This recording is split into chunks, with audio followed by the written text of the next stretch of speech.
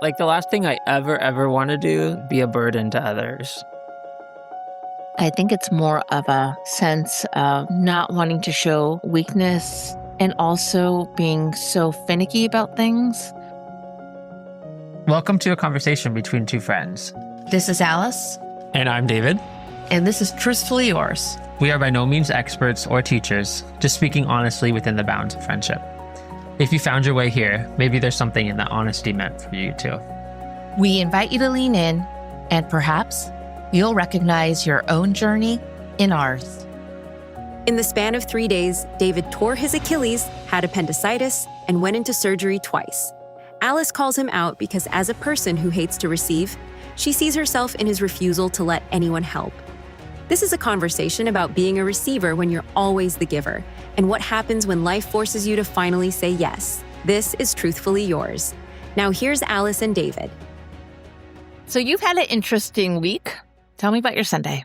Yeah, Sunday was opening day for softball games for me. My first time playing softball in a few years, and ended in disaster with a completely torn Achilles tendon to my left leg, which, having a best friend who went through this a year ago, I knew what it all meant. Probably like a good 4 to 6 months recovery of not being able to play sports, not being able to go hard in the gym, not being able to walk, not being able to run. Yeah, so I have a tendon reattachment scheduled for next week. And I think something that contributed to that tear, which I discovered Tuesday, was that I had appendicitis that had probably been affecting me, I think, a little bit for like a week or so. Like I just felt something wrong in like my stomach. But as soon as Tuesday, I started to feel like a very extreme, sharp pain in my right lower stomach.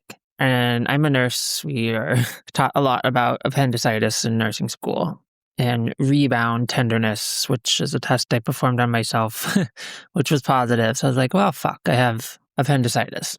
So I drove myself to the ER at like 2:00 in the morning, but ER was busy and they were short staffed. So I waited in the waiting room for 3 hours. The only time I ever got relief from the pain was when I was throwing up. But I got to tell you, once I was in, they are good, man. Had a CT scan like right away, which showed positive for appendicitis. So I had my appendix removed around like 1:00 in the afternoon on, I guess that must have been Wednesday. It was yesterday. So in the span of 3 days, Yeah. you tore your Achilles, you had appendicitis. I want to start a campaign to rephrasing this. I did not tear my Achilles tendon. It was torn. It wasn't my fault. I literally hit a double down the third base line. I was rounding first base, going to second, but it was a sand pit by first base. Pushed off my left foot. I felt a pop and like a warm, gooey feeling. And then my momentum, I was still running. And the second time I went to step on my left leg, like it wasn't holding me up. So I just did a barrel roll. And What I want to know is, did they tag you out? no, I think the umpire immediately like calls timeout when they notice there's an injury. Okay, that's good. So you tore your Achilles, had appendicitis all within 3 days. You had your surgery yesterday, and then you're having another surgery in a few more days. I really, truly have been positive about this. I just look at it as like, this is life's next adventure it wants to put me on. And, you know, I've had a lot of fun adventures, like getting to go on trips and traveling the world. And, you know, even nursing school is a fun adventure. And like, I don't know, just lots of amazing things. And now this one is, you know, not something I think people would call fun. Right. But it's definitely a valuable experience in a sense for me to be on this side of the crutches, if you will, this side of the wheelchair, when I'm used to being on the other side. I mean, they say nurses make the worst patients, and it's true. Like, I don't want any help with anything. And a lot of my family and friends are getting pissed off. Me included. Who wants a call, you know, at 2:00 in the morning being like, hey, can you drive me to the emergency department? Like, no, I want that call. like the last thing I ever want to do, be a burden to others. You know, I'm going to throw you under the bus a little bit because I've been offering to help ever since you tore your Achilles, and you've been like, no, I got it. I'm fine. Maybe the universe is saying, oh, yes, David, you are going to be a receiver. Like you are going to say yes to your friends and family, and you are definitely going to let them help you. Because I also know that you would also do that for me. I do.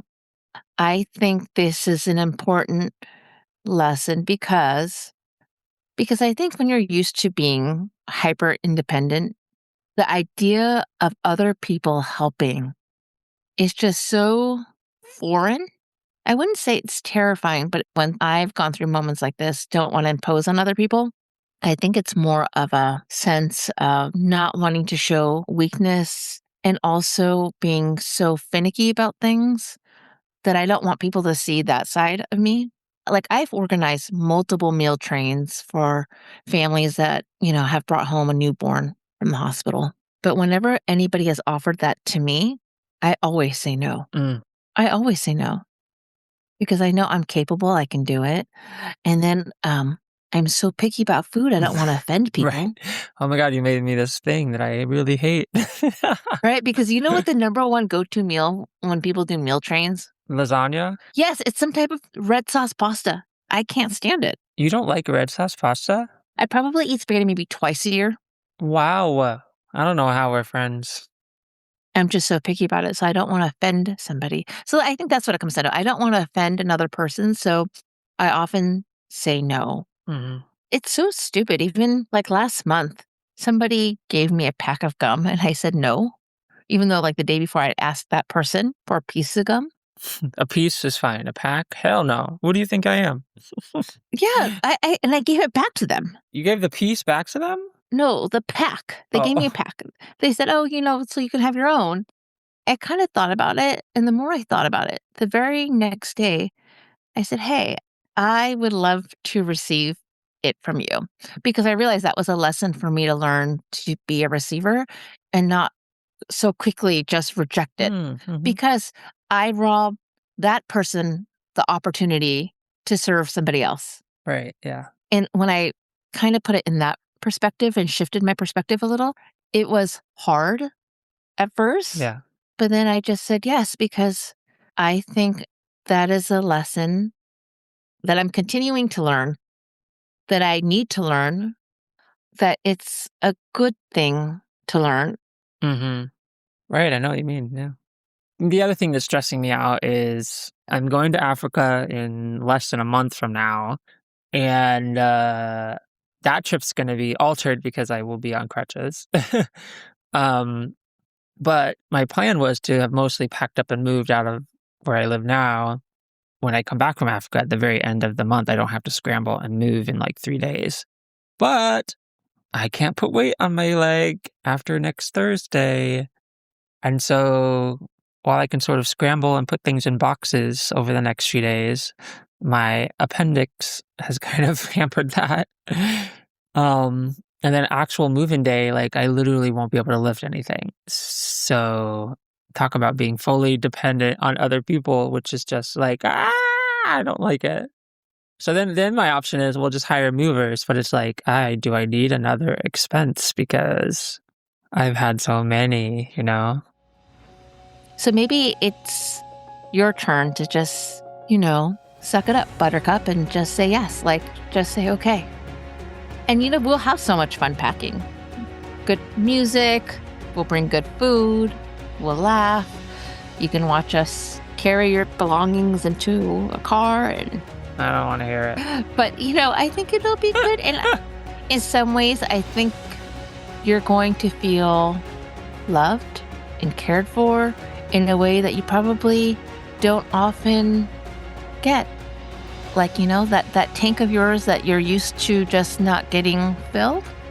Maybe for one day you let us fill it up partially, just a little bit. I think that's what the lesson is, that we have to let other people in. Of course, that's her job. Miss Universe, she be teaching. If you enjoyed today's conversation, subscribe to Truthfully Yours wherever you get your podcasts. New episodes weekly on Thursdays. We'd love for you to share this with someone who might need to hear it. For more about the show and Alice and David, visit truthfullyyours.com.